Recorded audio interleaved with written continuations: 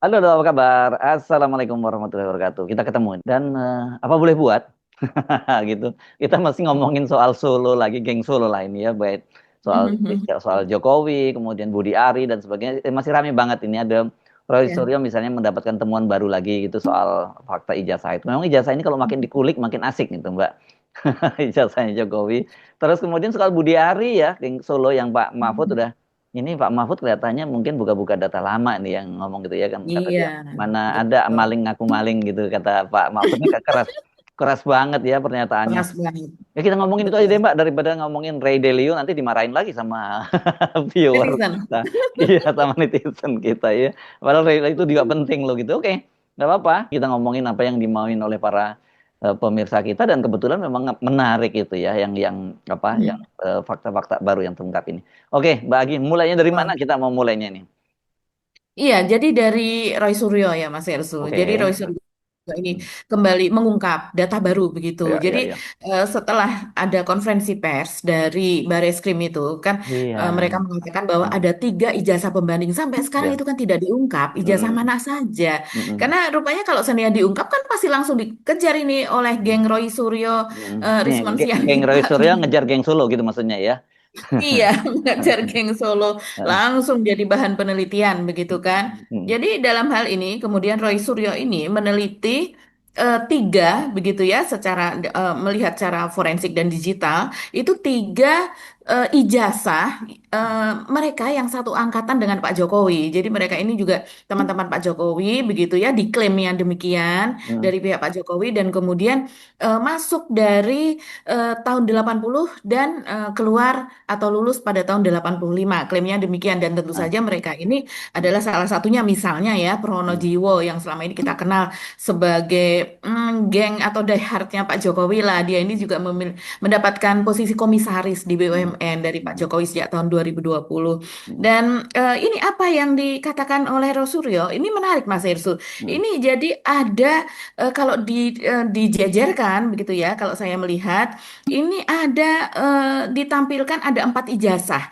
hmm. Jadi ada ijazahnya Pak Jokowi itu Hmm. yang berupa fotokopi yang Yang tentu saja ditampilkan di sudah Bareskrim ya, yang sekarang ya nggak jadi. ditampilkan di Bareskrim karena sudah pasti itu Hmm, diklaim sebagai Bareskrim sebagai ijazah asli. Jadi itulah hmm, yang hmm, diambil. hmm. Kalau yang sebelumnya kan ijazah dari Dian Sandi Utama yaitu kader dari PSI. Walaupun kader dari PSI ini belakangan sesudah ada jumpa pers itu kan dia juga menemui Pak Jokowi di Jokowi. Solo. Hmm, Dan hmm, kemudian hmm, dia ketika keluar dia ditanyai dia mengklaim bahwa dia minta maaf karena sudah mengupload itu dan ternyata ada konfirmasi dari Pak Jokowi bahwa yang diupload oleh Dian hmm, Sandi Utama tersebut adalah asli sesuai. Jadi dia hmm, nggak hmm, marah, Pak hmm, Jokowi ya, nggak marah. hmm, Jadi kalau seandainya selama ini dari buzzer itu seringkali mereka mencela Roy Suryo dan juga Rismon Sianipar, hmm, saya lihat juga dalam diskusi-diskusi di televisi hmm, pendukung dari Pak Jokowi, wakil dari Projo itu kan mengatakan, tapi Anda melihat yang apa yang ditampilkan yang ada di media sosial, ya di hmm, media sosial itu sudah dikonfirmasi dari orangnya Pak ya, Jokowi. hmm, Kader PSI kan orangnya Pak Jokowi. hmm, hmm, Kalau kalau seandainya tidak terkonfirmasi akan dimarahi oleh Kaisang. Itu hmm. pasti begitu Iya. kan. Kalau Nah, Bareskrim ini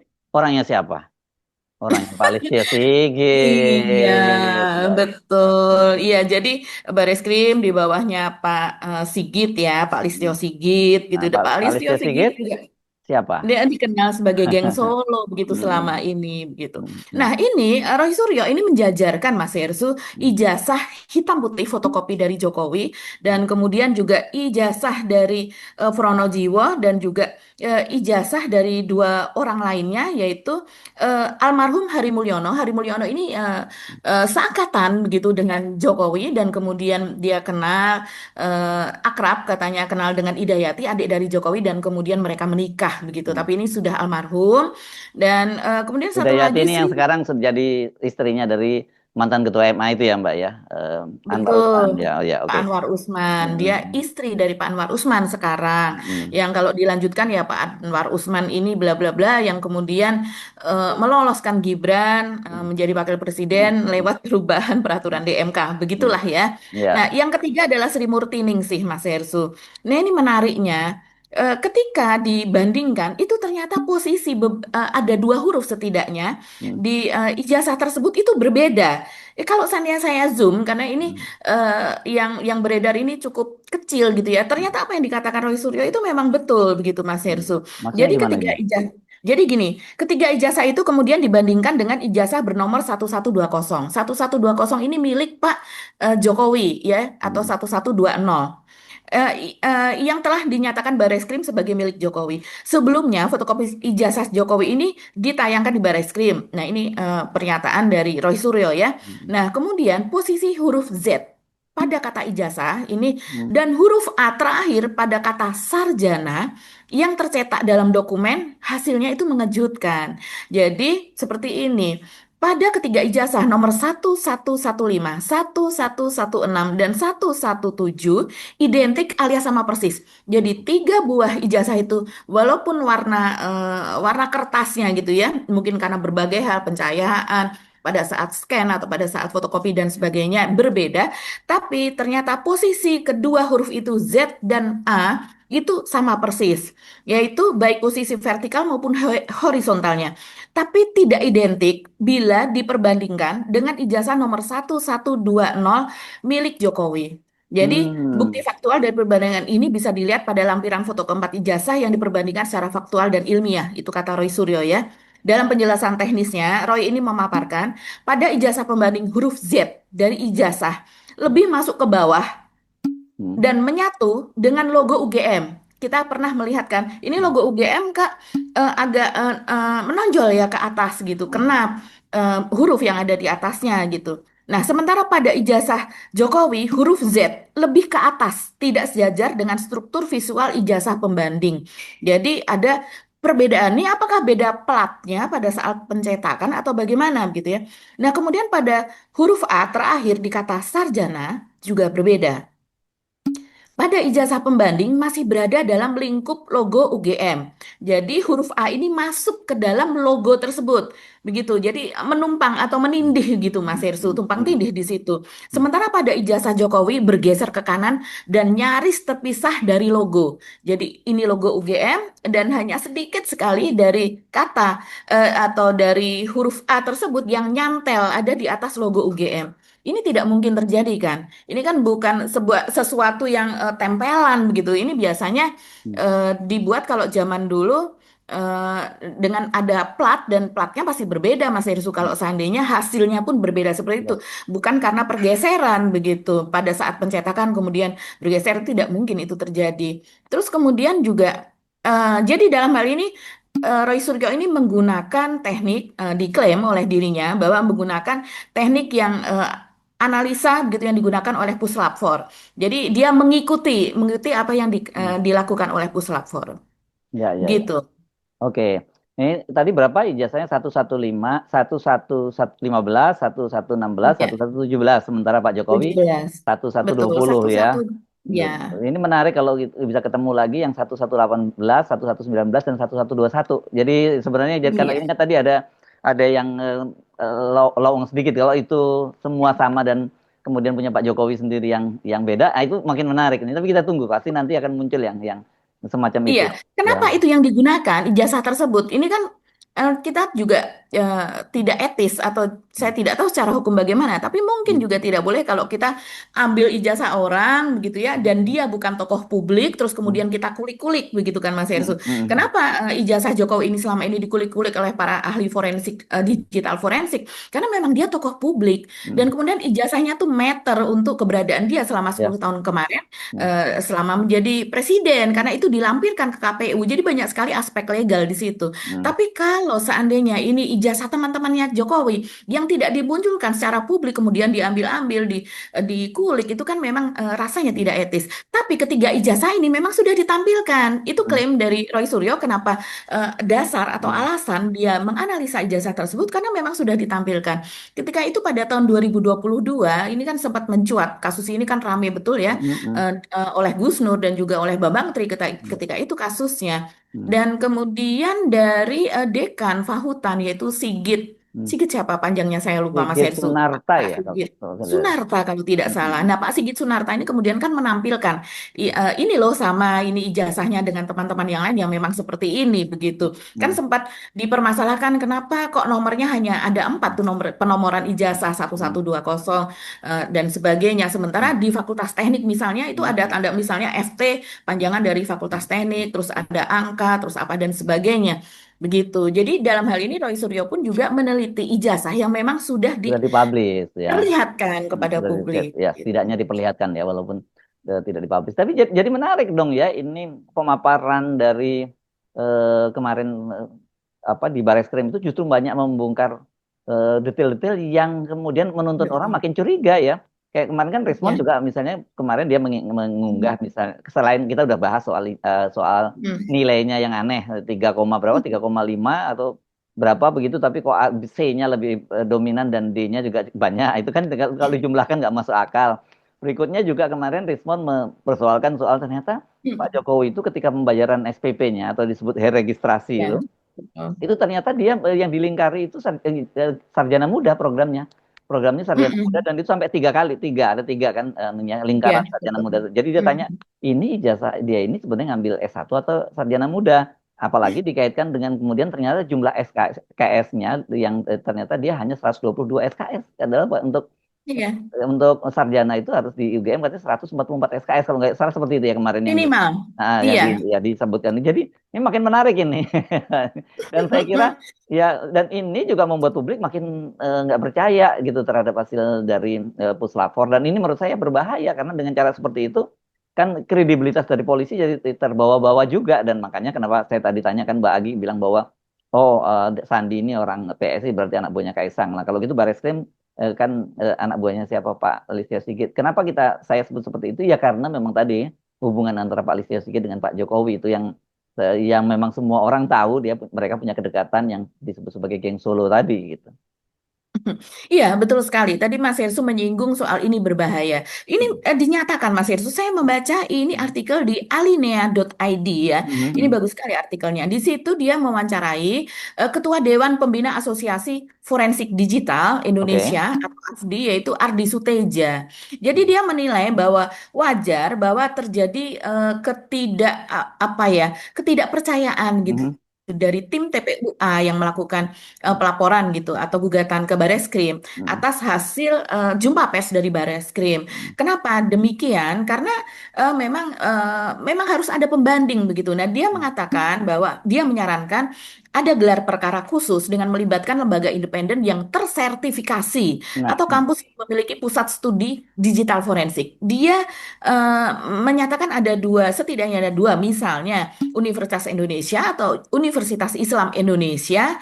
Nah, itu yang punya kapasitas untuk melakukan uji digital forensik. Kalau mhm. tidak melibatkan dua pihak independen di luar Bareskrim, maka akan ada masalah serius, yaitu publik akan mengira pemerintah menormalisasi kebohongan. Wah, Ya, ini ya. bahaya sekali. Dan yang melakukan normalisasi kemudian dituduh adalah kepolisian. Kepolisian adalah aparat penegak hukum yang harusnya melakukan keadilan dan mereka harus jujur, tidak boleh bohong.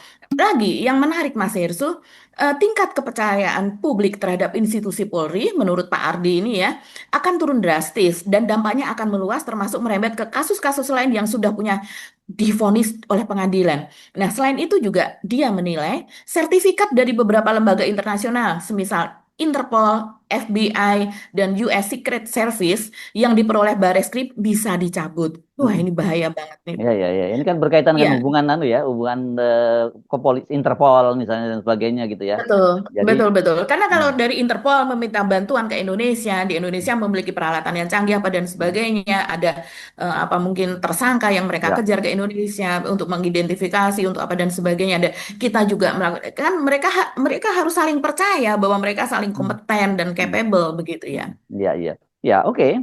Jadi udah seperti kita duga juga sebelumnya ya bahwa ini nggak akan selesai dengan pernyataan Barreskrim bahwa ijazahnya itu asli. Karena Mhm, ya itu tadi persoalannya kan dicurigai itu dia hanya menjustifikasi saja dan kan tadinya betul. kelihatannya ini mereka berharap bahwa terutama timnya Pak Jokowi dengan pernyataan Mhm. ijazah asli itu bisa menjadi dasar mereka untuk Polda Metro Jaya untuk melanjutkan laporan dari Pak Jokowi kan begitu. Kalau dalam Iya. situasi sekarang saya kira agak kesulitan ini Polda Mhm. untuk menindaklanjuti kalau itu kaitannya dengan ijazah palsu Pak Jokowi. Paling nantinya juga yang akan dipersoalkan itu adalah undang-undang ITE-nya, terus pencemaran Mhm. nama baik dan sebagainya.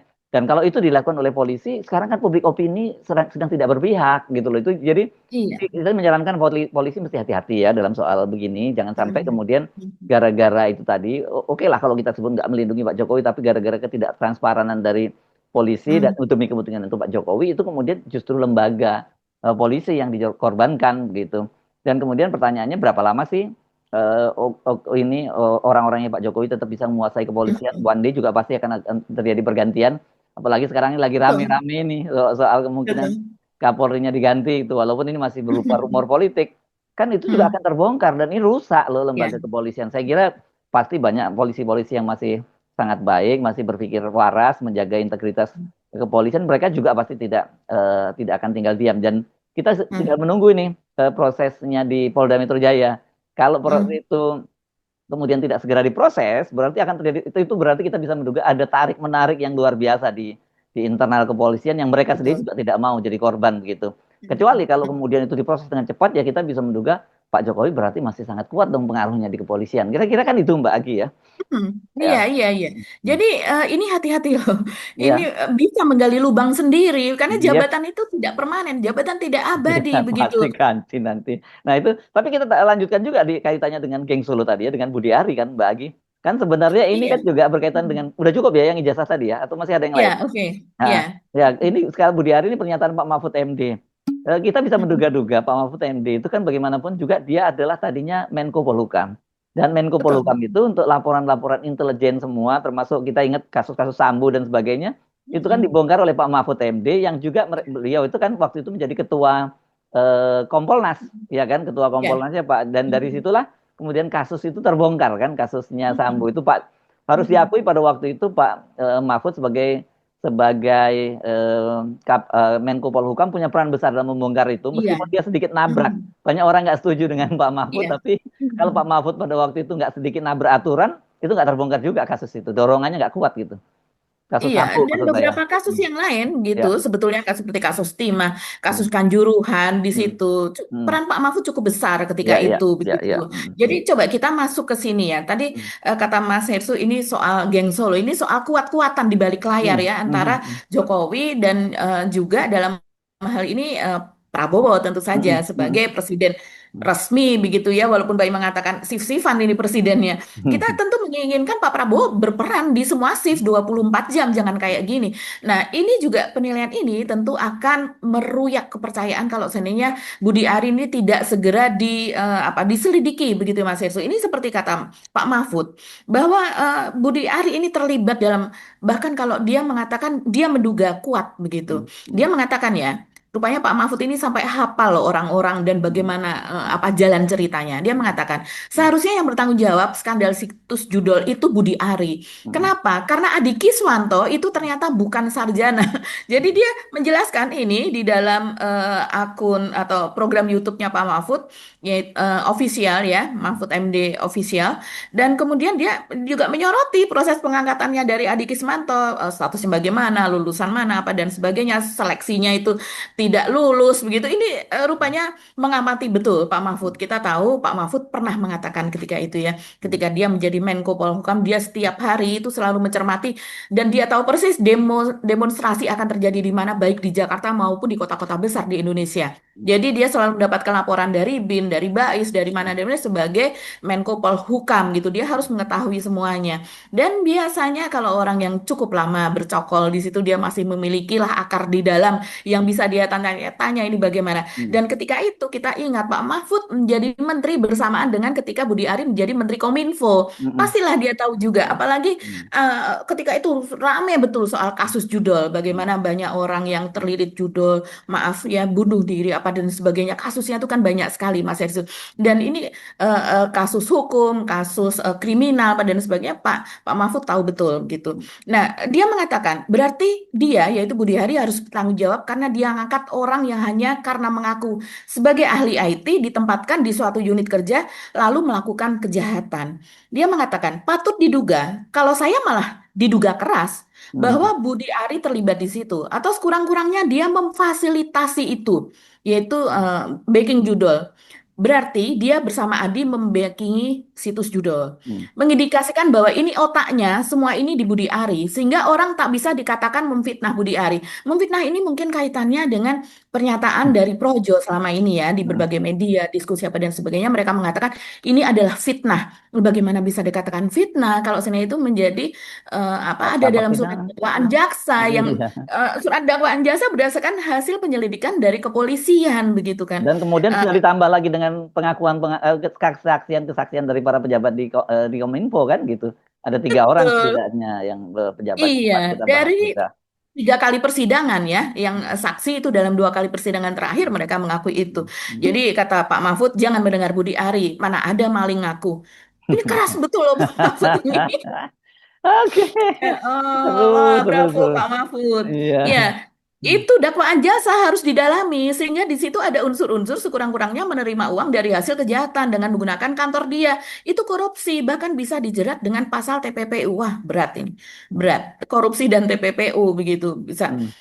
Seharusnya tuh yang bertanggung jawab Budi Ari. Kenapa? Karena Adi Kiswanto ini ternyata bukan sarjana. Diangkat menjadi pejabat, kata Budi Ari, kenapa Anda mengangkat orang yang bukan sarjana, kemudian menjadi tenaga ahli Anda, gitu. Kok ceroboh sekali, lalu menggunakan tempat kantor Anda untuk mengoperasikan perjudian. Jawabannya kan enteng aja tuh si Budi Ari. Oh, dia ngaku ahli IT, jadi saya pakai. Masa begitu cara ngangkat pejabat? Kan ada prosedurnya. Dia menteri padahal ya? Padahal dia menteri. Berarti dia harus bertanggung jawab. Dia ngangkat orang yang hanya karena mengaku ditempatkan di sesuatu lalu melakukan kejahatan. Patut diduga. Kalau saya malah diduga keras bahwa Budi Ari itu terlibat di situ. Diduga keras ya? Diduga keras atau sekurang-kurangnya dia memfasilitasi orang melakukan itu sehingga berarti bersama dia melakukan itu, ya kan? Kalau selama ini dia mengatakan bahwa itu fitnah, berarti bukan fitnah saya. Lah bukan fitnah dong, bukan fitnah karena kesimpulan orang bahwa dia melakukan itu tuh muncul dari pemberitaan ketika digebek, muncul di sidang DPR ketika Menkom Digi Bu Mutia ya? Iya, Mutia Hafid. Mutia Hafid raker muncul di situ. Kemudian dari pengumuman Polri dalam hasil pemeriksaan, gitu kan, mengindikasikan bahwa ini otaknya semula ini kan ada di Budi Ari sehingga orang tidak bisa dikatakan memfitnah ya. Berita meluas. Nah, kalau mau katakan memfitnah kan saya dengar tuh. Wah, itu yang memfitnah akan dilaporkan ke polisi memfitnah. Loh, laporkan aja semua yang bicara tentang Budi Ari itu. Ribuan orang. Sebegitu banyak ya yang harus dilaporkan. DPR, aparat penegak hukum kan bicara peran Budi Ari di situ. Terus kok dibilang memfitnah gitu ya. Jadi ini memang seharusnya harus digiring ke pengadilan tipikor. Jadi kita menunggu, tapi yang menarik adalah Mas Ersu perhatikan di media maupun di media sosial ini rame betul Oh, apa tuh? isu Hah? Budi Ari akan direshuffle. Itu rame banget. Oh, ya, ya, ya, ya. Penggantinya namanya Budi juga begitu Ya. ya. Iya, Thomas Budi Jiwandono ya, yang Iya, Budi Jiwandono keponakan dari Pak Prabowo yang sekarang jadi Ketua Komisi 1 DPR ya. Ini ah, rame betul dan yang menariknya netizen itu gembira. Jadi dan enggak. bahkan sosok Budi Jiwandono pun rupanya diapresiasi begitu dan Eh, lebih lebih apa namanya untuk menangani keuangan negara dia memiliki kapasitas itu apalagi Budi Ari sekarang jadi Menteri Koperasi begitu ya yang sekian triliun dipegang ada sekian ribu koperasi merah putih akan didirikan pada ini riskan Ya, betul tapi saya riskan kira betul. kalau soal itu ya, kalau terjadi katakanlah reshuffle, sebenarnya nggak perlu cari jauh-jauh. Di situ kan ada kader Gerindra, Ferry Yuliantono, yang sekarang Dari jadi, Yulianto jadi Wakil betul Menteri Koperasi, dan dia sebenarnya kalau dari sisi jam terbang, kapasitas. ya kapasitas sebagai Hmm. dia sebagai aktivis, Ferry jauh Iya. lebih lebih matang dibandingkan dengan Budi Ari. Betul. Nah, cuman kayaknya Hmm. Ferry kalah karena dia juga cukup dekat dengan Pak Jokowi gitu, dan dia orangnya Pak Prabowo, dan Pak Prabowo masih sungkan dengan Pak Jokowi. Jadi nggak perlu nyari orang lain, jangan jauh-jauh, sudah siap tuh Pak kader Gerindra di situ. Gitu ya. Dan Pak Oke. Prabowo sepertinya naruh Bang Ferry itu di situ untuk Iya, mengawasi Budi untuk ngaruh. Ari. Kan Iya, oke. kasusnya betul jalan Iya, dari sejak tahun 2024. Sebenarnya Pak ya. Prabowo tahu betul ini Iya. Pak. Ayo satset gitu Pak Prabowo. Oke, bahagia. Eh, Kita hmm. lanjutkan lagi besok perbincangan kita. Sampai ketemu lagi. Eh, Sampai ketemu lagi. Saya Hersubun Arif. Dan saya Gibita, terima kasih atas perhatian teman-teman semua. Tetap salam akal sehat. Wassalamualaikum warahmatullahi wabarakatuh. Waalaikumsalam warahmatullahi wabarakatuh.